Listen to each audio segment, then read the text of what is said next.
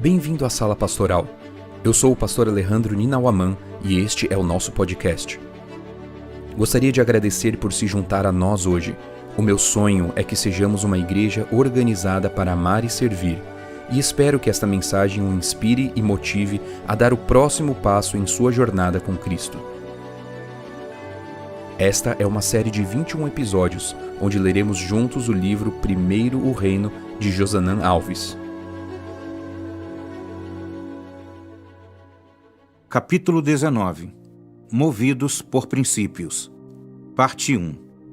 É um lamentável método da parte dos homens procurarem melhorar os planos de Deus. Ellen White. A verdade é uma torre forte que não tem necessidade de ser apoiada pelo erro. Charles Spurgeon.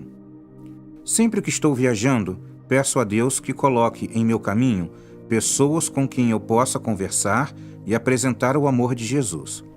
Quando tenho essa oportunidade, começo a levar a conversa para algum tema espiritual.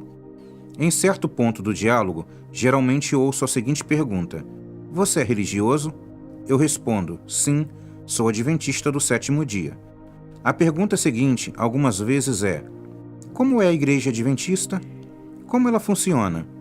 Eu já respondi a essa pergunta de diversas maneiras, mas, há algum tempo, minha resposta é: a Igreja Adventista do Sétimo Dia é uma igreja movida por princípios bíblicos. Se você acredita na Bíblia, de Gênesis a Apocalipse, você iria gostar de ser adventista do sétimo dia. Somos movidos por princípios. O que fazemos e cremos deve estar baseado na Palavra de Deus. São os princípios bíblicos que nos movem. E sabe por que são importantes? São eles que confirmam a verdadeira adoração. Você só pode saber se está adorando da maneira correta se sua adoração estiver fundamentada em princípios bíblicos. Não é o que você pensa ser o melhor, não é o que você acha mais fácil, é o que o princípio bíblico orienta. Uma das questões do grande conflito entre o bem e o mal é a quem e como vamos adorar. Satanás não quer que você adore a Deus, mas, se você decide adorá-lo, o inimigo tenta levar você a fazê-lo da maneira que quiser, e não da maneira como o Senhor orienta. Satanás sabe que não adorar ao Altíssimo, ou fazê-lo de maneira contrária ao que foi revelado, é a mesma coisa. Por isso, a adoração e os princípios que a movem são tão importantes. Um dos assuntos que envolve adoração é o ato de dizimar e ofertar. Biblicamente, dizimar e ofertar são atos de adoração. A Bíblia nos diz: honre o Senhor com os teus bens e com as primícias de toda a tua renda. Provérbios, capítulo 3, versículo 9. Por isso, o que fazemos e como fazemos na devolução dos dízimos e das ofertas deve estar fundamentado em claros princípios bíblicos. Assim que a Igreja Adventista deu seus primeiros passos, não havia princípios claros sobre a devolução dos dízimos e das ofertas. Não havia uma clara orientação sobre como dizimar e ofertar. Os primeiros adventistas começaram a se fazer algumas perguntas. Como deve ser a adoração financeira da Igreja Adventista? Deve haver pastores assalariados? Deve haver recolhimento de dízimos e ofertas? Como os dízimos devem ser recolhidos e distribuídos? Uma comissão de estudos foi formada para responder a essas perguntas.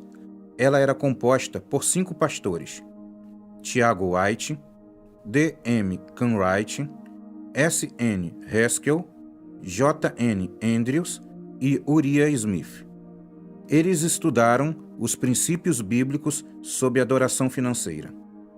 Depois de meses de estudos, escreveram um livro com os princípios encontrados na Bíblia.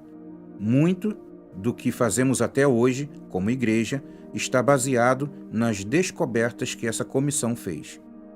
A igreja adotou algumas dessas descobertas, mas continuou estudando os princípios bíblicos de fidelidade para estabelecer os passos que seguiríamos como igreja. Alguns princípios que seguimos são: primeiro, a fonte de pagamento para os pastores deve ser o dízimo. Aos filhos de Levi dei todos os dízimos em Israel por herança, pelo serviço que prestam, serviço da tenda do encontro. Números, capítulo 18, versículo 21. Essa passagem diz que o dízimo pertence ao Senhor e que ele decidiu que deveria ser usado para a manutenção dos levitas. Então, ficou decidido que os pastores adventistas, assim como acontecia com os levitas, deveriam ser mantidos com os recursos do dízimo. Esse princípio é reafirmado pelo apóstolo Paulo em 1 Coríntios, capítulo 9. Ellen White afirma: foi a esse plano para sustento do ministério que Paulo se referiu quando disse: ordenou também o Senhor aos que pregam o Evangelho que vivam do Evangelho. 1 Coríntios, capítulo 9, versículo 14. E mais tarde, escrevendo a Timóteo, o apóstolo disse: o trabalhador é digno do seu salário. 1 Timóteo, capítulo 5, versículo 18. Segundo, outro princípio descoberto pelos pioneiros está em Números, capítulo 18, versículo 20. O Senhor disse também a Arão: na terra deles você não terá nenhuma herança, e no meio deles você não terá nenhuma porção. Eu sou a sua porção e a sua herança no meio dos filhos de Israel. Aqui há uma coisa belíssima para entendermos. Não havia nenhum problema em alguém ser muito rico entre o povo de Israel.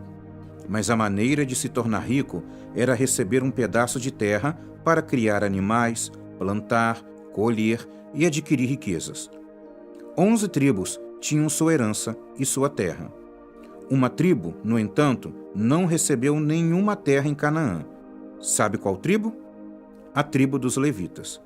Eles não tinham como plantar grandes porções de terra, nem tinham como criar grandes quantidades de gado. Deus havia dito: eu sou a riqueza de vocês. Recebendo dos dízimos, eles nunca poderiam chegar a ser os mais ricos de Israel, tampouco seriam os mais pobres, mas viviam na média de 10%, dízimo da riqueza e da pobreza de Israel. A igreja viu nesse princípio que os pastores deveriam ganhar do dízimo, mas não ao ponto de se tornarem ricos. Falando de maneira clara, biblicamente, essa ideia de pastores multimilionários que aparecem nas listas dos homens mais ricos, comprando jatinho, fazendas e fazendas de gado, é uma clara rejeição de um princípio bíblico. Se um adventista desejar se tornar um milionário, não há nenhum problema, desde que não receba seu salário da igreja adventista. Terceiro, se você estudar os detalhes do trabalho dos levitas na Bíblia, vai descobrir que a tribo dos levitas era dividida por famílias e que cada uma tinha uma atividade específica. Uma família se dedicava a dirigir o louvor no templo. Outra era responsável por zelar pelo tabernáculo. Outra tinha a tarefa de montar e desmontar o acampamento. A família mais conhecida era de Arão, responsável por dirigir todo o ritual do sacrifício. O princípio aqui é o seguinte: nem todos os levitas faziam as mesmas coisas, mas todos ganhavam sob a mesma base salarial. Isto está descrito em 2 Crônicas, capítulo 31, versículo 15. Debaixo das suas ordens estavam Éden, Miniamim, Jesua, Semaías, Amarias e Secanias. Nas cidades dos sacerdotes, para com fidelidade distribuírem as porções aos seus irmãos, segundo aos seus turnos, tanto os pequenos como os grandes. O termo, tanto aos pequenos como aos grandes, revela que todos os sacerdotes, quer fosse o sumo sacerdote ou o levita que zelava pelo tabernáculo, ganhavam com a mesma base salarial. Esse princípio também foi adotado por nossa igreja. Todos os pastores adventistas ganham sob a mesma base salarial.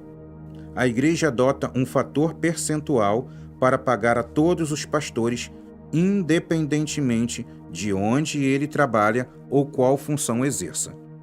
Quer seja distrital, administrador ou departamental, todos recebem sob a mesma base salarial, assim como acontecia aos levitas.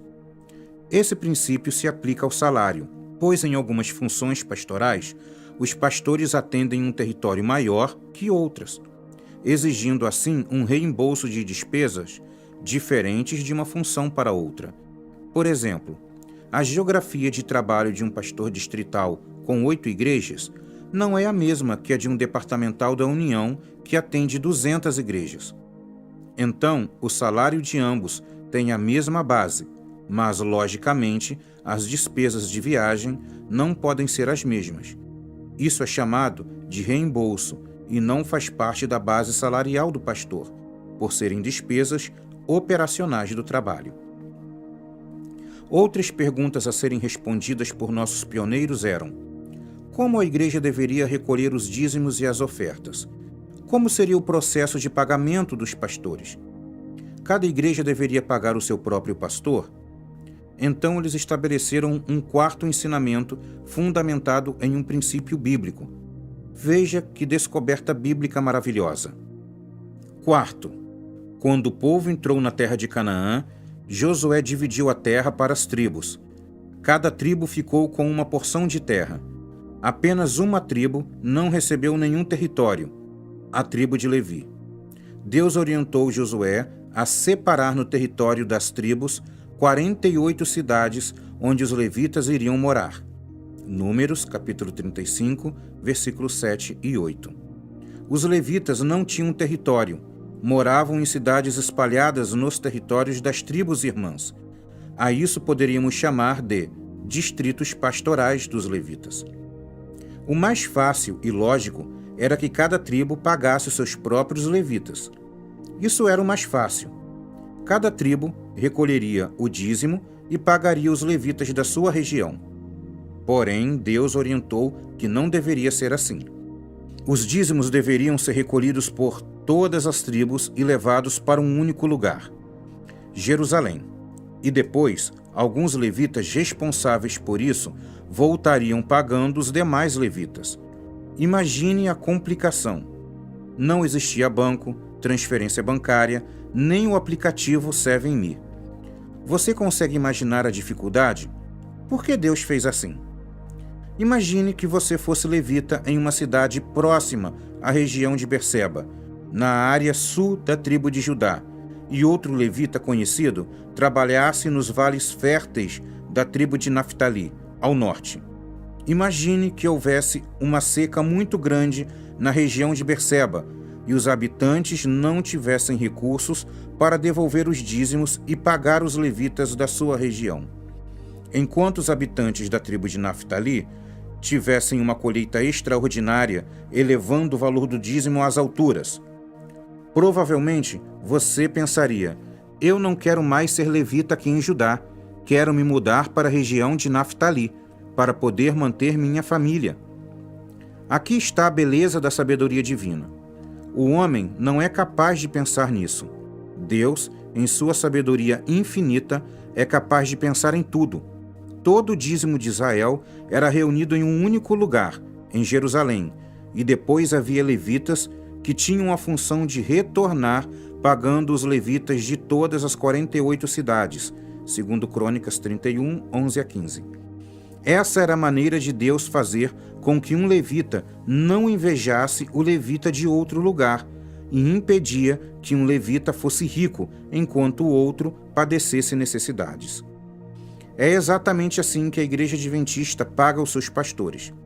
Quando você devolve o dízimo, o tesoureiro de sua igreja não paga o pastor, mas envia para a Associação Missão, que recolhe o dízimo de todas as igrejas e paga os pastores com a mesma base salarial. Nenhum pastor adventista precisa estar preocupado em ser pastor em uma igreja com mais recursos financeiros, pois o pastor do distrito mais simples financeiramente recebe sob a mesma base salarial do pastor do distrito mais forte financeiramente. Esse princípio é belo em sua simplicidade e extraordinário em sua profundidade. Só estaremos seguros enquanto seguirmos as claras orientações reveladas por Deus em sua palavra. Neste momento, quero convidá-lo a fazer uma oração de gratidão a Deus por sua clara revelação de princípios que norteiam nossa vida como igreja e indivíduos. Este capítulo teve a narração de Edson Andrade.